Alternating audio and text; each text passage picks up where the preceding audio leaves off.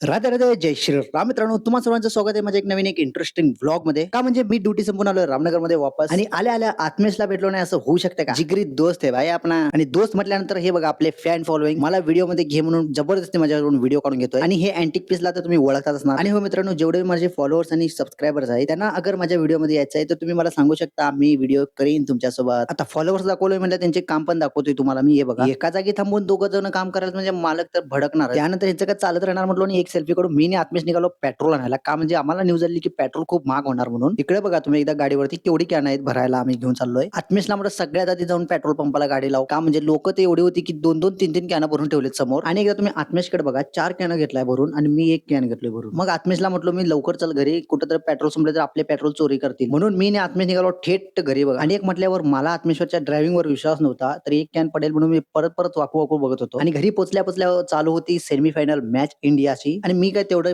Cricket बघत नाही, तरी पण मला सेमीफायनल आणि फायनल मॅच बघायला लई आवडते इंडियाची. आणि आमच्या घरी बघा एवढं मोठं स्टेडियम आणि एकच पब्लिक बसलंय, ते म्हणजे आमचे पप्पा. आणि येता येता मॅच मध्ये इंटरेस्ट खूपच वाढला. का म्हणजे खूपच इंटेन्स मॅच होती आणि बघायला पण लई भारी मजा आली. तर फायनली आमची इंडिया जिंकलीच लास्टला. आणि मी मॅच बघितलं म्हणून धोनीने पण मला बघून टाळी वाजवली. तर ह्या व्हिडिओमध्ये एवढंच आहे मित्रांनो. उद्याच्या नवीन ब्लॉग मध्ये भेटूया. आणि हो, मी डेली ब्लॉग करायला ट्राय करतोय आता, तर सपोर्ट नक्की दाखवा. भेटूया नेक्स्ट ब्लॉग मध्ये. राधे राधे.